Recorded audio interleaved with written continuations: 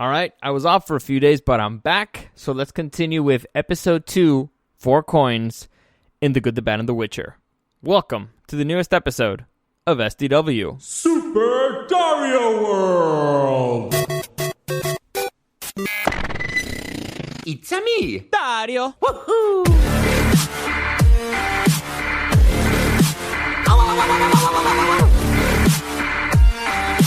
Let's go! All right, so I was gone for a few days. Merry Christmas to everybody. Merry Christmas. I hope you had a great holiday, whichever one you celebrated. I don't care. I say Merry Christmas. Honestly, I got to tell you something. I work at a restaurant. I work in 2 restaurants. I work in customer service. I interact with a lot of people, and every single person that I met, I said Merry Christmas to, because I just wanted to see if somebody would get upset or say something back. Nobody did. This whole Happy Holidays thing is stupid. And at least it's been my experience. And I didn't just do it this year. I've been doing it for years. I know I've had employers that tell me, like, oh, no, please say Happy Holidays. I don't care.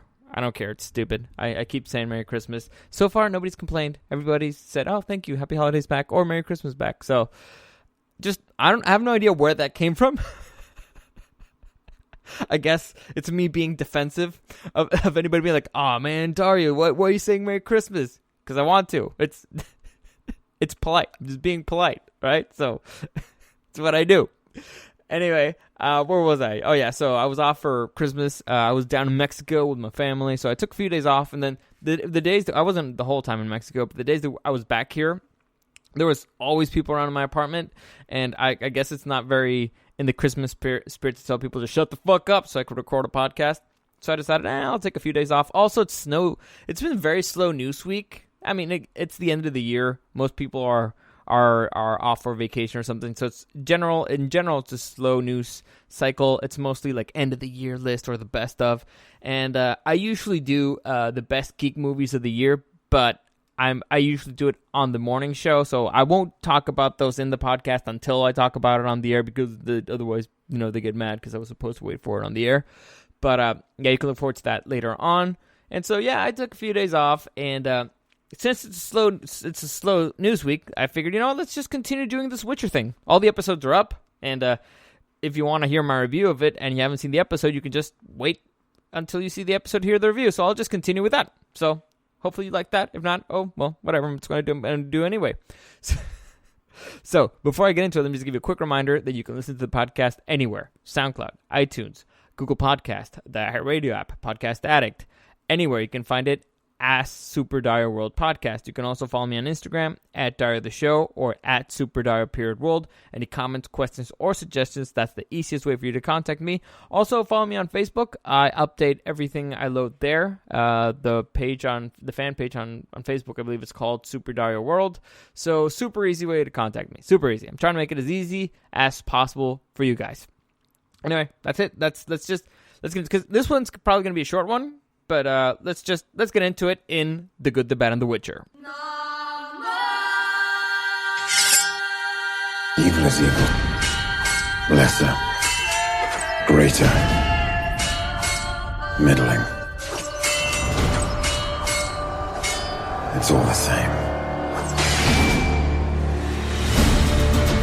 All right, so this was a very different episode. For starters, the title for 4 coins is great, and for those of you who've seen the episode, it's I believe it's pretty self-explanatory. It's what the cost of the value of Yennefer, right? And well, this episode is very different because they actually introduce Yennefer, one of the 3 main characters who did not appear in the pilot. Now we finally get to see her, and damn, it's almost a shock to the system to see her. Now, I had avoided watching trailers as much as possible, so I really did not know what to expect from Yennefer in general before. I knew that she wasn't going to be... I knew that she was going to have a type of deformity, but I'll wait into that for The Witcher, because it's a fun fact, because I actually got to meet the actress. If you listened to the podcast last week, or if you listened to the podcast before when it broke down Comic-Con, I actually got to meet the actress and a sit-down round table interview, so I'll just wait and talk about that there. But yeah, we finally get Yennefer, so we round out all the main characters here, and the whole story truly gets going, right? Every single angle. There's 3 angles here, 3 timelines, and they all start going. So let's start off with the good. So for starters, the casting of Anya Kalotra, I'm pretty sure that's not how you say her last name, but Yennefer, the girl who plays Yennefer, was outstanding. That girl blew me away. And again, I'll break down her a little bit more afterwards, just a little fun fact, because again, this one will be a little short. But that first moment that you see her on screen holding the dandelion, I was like, whoa, I was taken aback. Because I've seen her. She was a normal human. And then seeing her like that throughout the episode is like, holy crap, this is next level acting. Very impressive. This is Daniel Day-Lewis, my left foot level of acting. Very, very impressed. So kudos there. A great casting decision for her. Now, I know it was controversial. And you know what? Maybe one day I'll talk about the stupid diversity thing in The Witcher, because a lot of people were upset on one side and a lot of people were upset on the other. But to be honest, I don't really care about diversity. It's not a thing. You just cast the best person available. I've talked about this before. However, I did go through the whole IMDb page, and I didn't see a single Latino there, or I don't think any Asians. So, yeah, we care about diversity, my ass. Anyway, so we get introduced to Anya Kalotra. Yennefer, her performance was outstanding.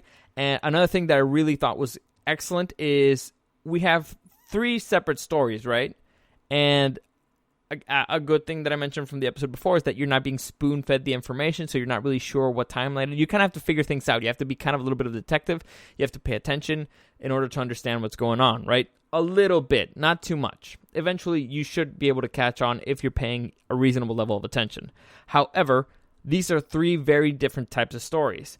Yennefer's story is kind of like a very, very dark Harry Potter type story. You know, she's going to the Witcher equivalent of Hogwarts, and she's learning magic, but she's going through her own personal issues, her deformity, her insecurities and stuff like that. Her story is actually very dark, very tragic, and I really enjoyed her story, even though I don't like Yennefer.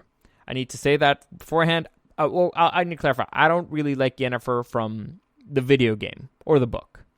She was, of all the love interests in the game, I liked her the least. Let's just say that. So the fact that in the show I did not really like her that much either means that Anya was real to her character. How you call it? There's a term for that. Anyway, it doesn't matter.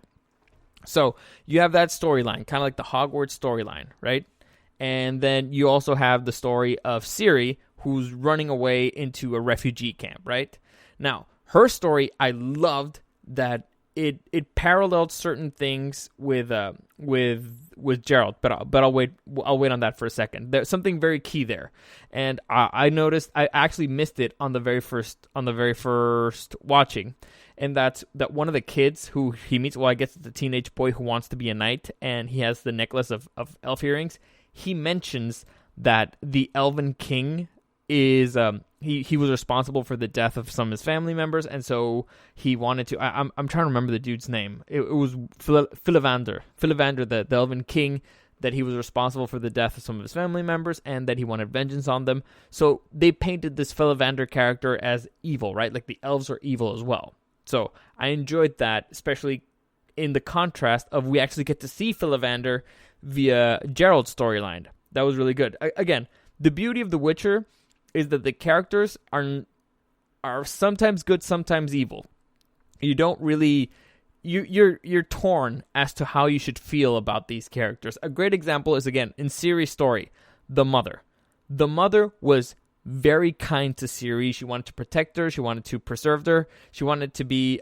She wanted to save her in a way. She invited her into her family and took care of this stray little girl that she didn't really have to take care of. On the other hand, she was also very horrible to her dwarven slave.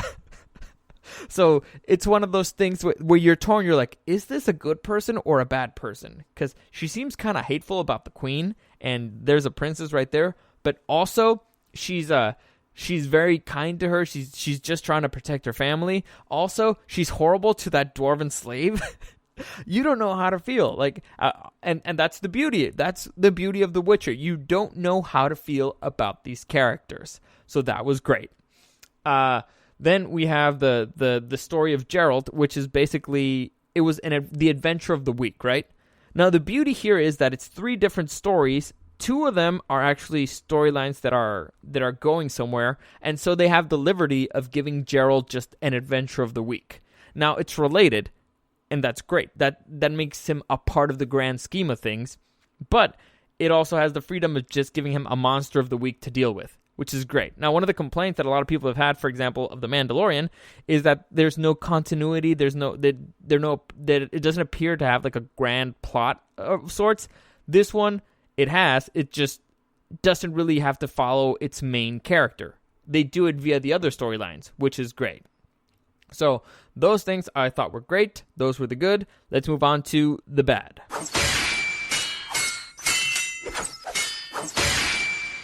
Now, surprisingly, I don't have that much to complain about in this episode. Not too much, but as it is tradition, I will go through the whole stories, like the whole storyline. Now, I'll start with the easiest one, which is Siri.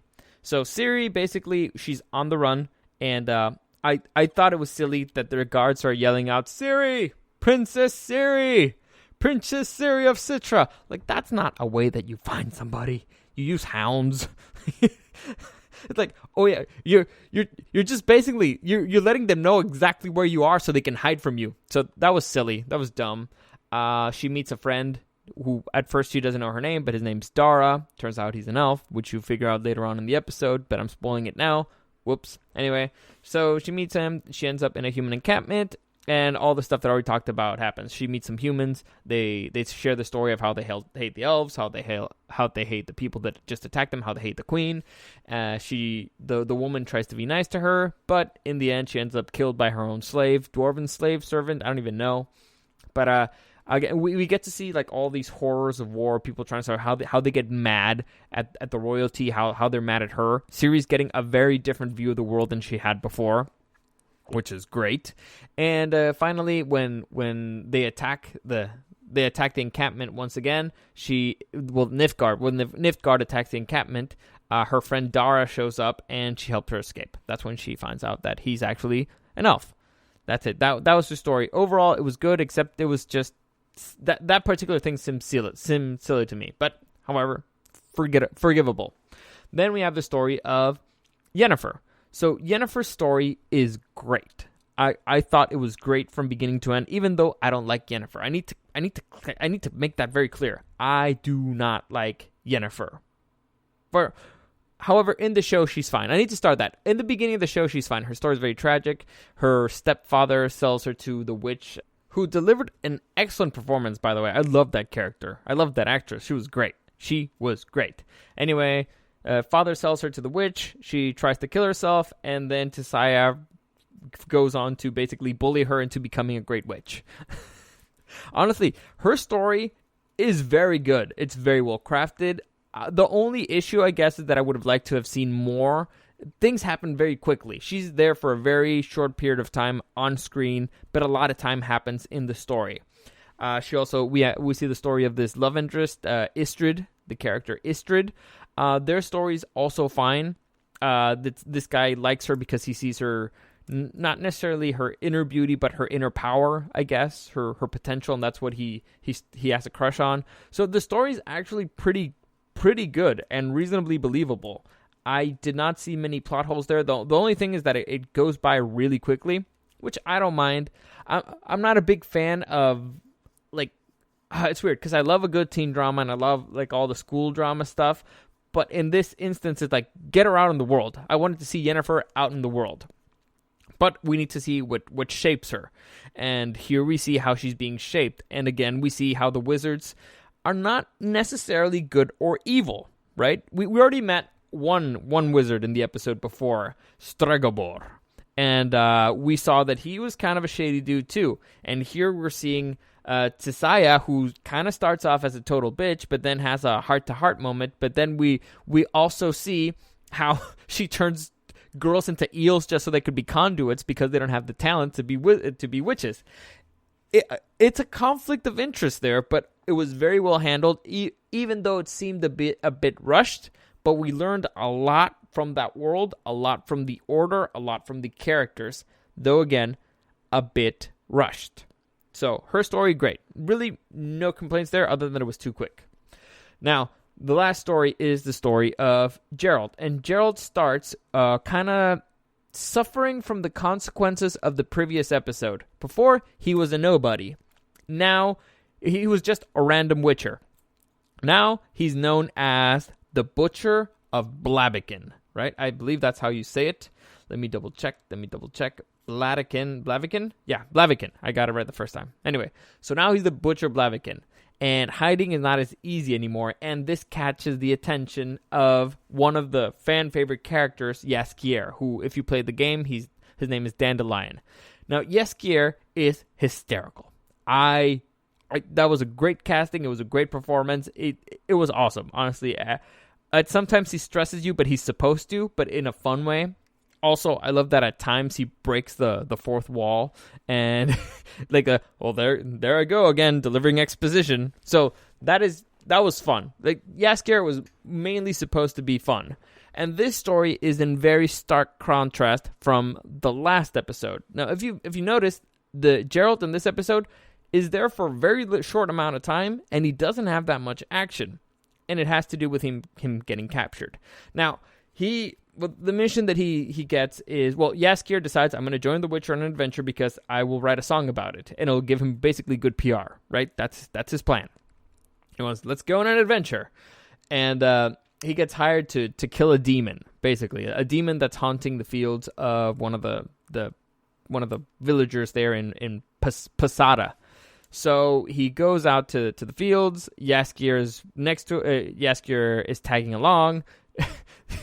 Gerald is not enjoying that in the least, but it's great because, I mean, a lot of people complain that Gerald can sometimes be a little bit monotonous and stuff like that, but his interactions with other people are great. I think he's great in general, but whatever. I guess I've played the character, and Henry Cavill is nailing the performance, so I get it. Anyway, so They go off on this adventure, and it turns out that the demon they were trying to hunt was actually a Sylvan named Torque. Now, Sylvan is basically a goat-headed human, like a half-goat, half-human.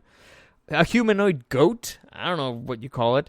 And he was trying to basically attack people. Well, he was trying to gather food for the elves. So Torque attacks them, and Gerald defeats him in battle, but Gerald realizes that he's actually intelligent, and so he gets captured by elves, right? Because apparently they were in league. Torque and the elves were in league, so that's how that happens.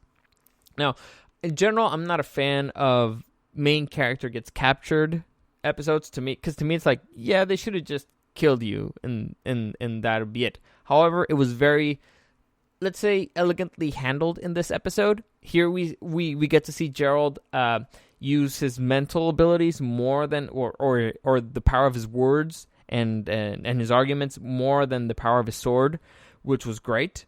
And the one thing that I didn't like is that Sylvan looks stupid.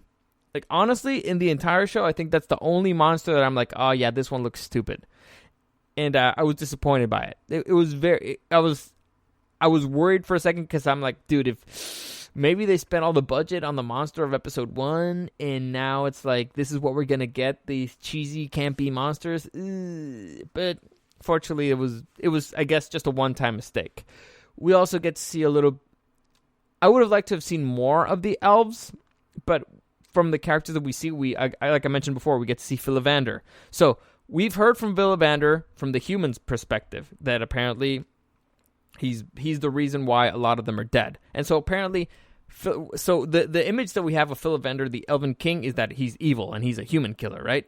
But the one that we see from Geralt is that he's just trying to help his people survive and not die. And Geralt gives him his favorite piece of advice: just leave. That's Geralt's piece of advice always: just leave. That's what I do. It's just leave. What's the big deal? It's not as easy for other people, but whatever. It's Geralt's way. He just leaves. And I've suggested that multiple times before. Anyway, what was I saying? Oh yeah. So we get to see at least the man how he was before. So what are the events that bring him into the future Philivander, or is it even that Philivander? Could it be just that slander from the humans once again? We don't know. Could it be just bad PR? We do not know. So we get to see that. again, we get great lines from the show, and I mean great lines of like Yaskier saying, "So is this the part where we run away? No, this is the part where they fucking kill us." It's great. It's great. Great delivery. Great time. Great everything. So I like that. That was great. Except again, the only issue really that I had there is that Torx looked stupid. He looked really stupid. After that, they get let go with minimal consequences. Basically, Gerald loses all his money again, which is, I guess, what he does. He just he's bad with money, I guess. And Yaskier gets a new loot, but and then we get a very interesting insight into the world and history in general. And so Yaskier, when he's writing a song which is actually a pretty catchy song, like toss a coin to your witcher. That's actually a very catchy song. I had it stuck in my head for quite a few days. It's interesting how he changes the story up of what happened, and even the Witcher, even Geralt is like, that's not how that happened. Like, I was just there. That's not how that happened. And Yaskier says, what does he say? What happened to your newfound respect for Philivander? And Yaskier says, like, respect doesn't make history. And you see the Witcher pondering this for a minute, and he decides to go along. So we're noticing a very big change in Gerald there. So, and not only his PR, but also in the way that he's starting to see the world. So that was good. Honestly, like I said, I didn't have much to complain, but I had to go through the whole episode because apparently that's what I do here, and I kind of like doing it. So that was it for the bad. Let's continue on with The Witcher. All right, so this will be just a quick story because, again, I got to meet the actress Anya, who plays Yennefer. I'll just call her Yennefer. It's way easier. So I got to meet Yennefer right after Comic-Con. So at Comic-Con, they showed us a quick trailer of the show. They didn't really show previous Yennefer, the one where she had the hunchback. Or maybe it was just a quick scene. I honestly didn't even know it was her. And then they showed us a clip of her. I'll tell you which clip they showed us of her, acting chops afterwards, because it's a few episodes later on, and it's just a monologue of her, and it was great. It looked really, really good. And so afterwards, we went to do what we call a roundtable interview. So supposedly Henry Cavill was supposed to be a part of it, and it wasn't, and he wasn't there. So you could just feel like the air leave the room, because everybody was like, well, we were here for freaking Henry Cavill. We don't know these other chicks. They're all a bunch of unknowns, and we have no questions for them, really, because it was very clear early on that they did not read the books or did not play the video games, and this was on purpose. So honestly, I was very, very, very concerned about this casting because of that. Now, I saw the scene, like I said, the monologue, and the performance looked good. It looked good. But I don't understand actors who don't do their homework. Like Henry Cavill, it was pretty clear he loved the franchise and he wanted to be a part of it because he loved the franchise. The Ciri and Yennefer wanted to be a part of the franchise because it was a job on Netflix. It was a leading role on Netflix. But we through the interview, and we kind of did our best to avoid questions that were too deep. Because it was one of the things that everybody in the table agreed, like, yeah, they don't know much about like the lore and stuff, right? And like, nope. Do you think they know about the game? I guess we can throw in a few tentative questions there, kind of test the waters. But from the very first questions, it's like, what did they ask? Like, oh, how did you prefer the role? Did you read the books? Did you play the games? And immediately she's like, no, I mean, I didn't touch those stuff because I did not want to know how the story was going to go. So she avoided that because she did not really want to know what was going to happen with her character. She did not want to know the character's fate. But she did tell us about how she prepared for the whole hunchback part. And that actually the whole hunchback thing is that her acting skills with her body is what won her the role. She also shared a story of how she was, during her casting, she was eating an apple and spits it out and whatever. And in the end, after the casting, after she goes like, and scene, she started picking up the apple, and that endeared her to the producer. But she said like, no, that the thing that she focused on the most was on the body acting, like that part, like the previous Yennefer, not normal Yennefer. not Sorceress Yennefer, but the pre-Sorceress Yennefer. And you could see that on screen. You could see the amount of work that she gave us a few references of things that she studied, people she interacted with and stuff like that, so she could actually get the body movements right. And honestly, I think it really paid off. I think that Yennefer is actually at her best before she becomes a sorceress. At least spoiler alert, but whatever. And so the reason why she got casted above everything else was for her acting chops there. And it shows. Honestly, it shows. I was very, very impressed with her work, at least in that episode. Well, actually, in general, I was really impressed with her work in general, and it was great to see like all that hard work be paid off, because she's a very different. Honestly, it's really weird sometimes meeting certain actors, because she's kind of a mousy person. You know, she's nervous, she's shy, she's not sure how to go. You see the character on screen, completely different people. So to me, that's a mark of a great actress. And basically the fun fact here is that I think that chick is going to go places. Like, this is going to be her starting point. Her performance, the things that she can do on screen are phenomenal. And honestly, I would like to see more of her, because she's extremely, extremely talented. So that's it for today. That was episode 2 for Coins. Any comments, questions, suggestions? As always, you can find me at Dario the Show on Instagram, or at SuperDario_World. I'm not gonna do a podcast tomorrow. It's my sister's birthday, so I'm probably gonna go down to Mexico, maybe tonight, maybe tomorrow. I don't know. But as always, thank you for listening, and I'll see you again on Monday.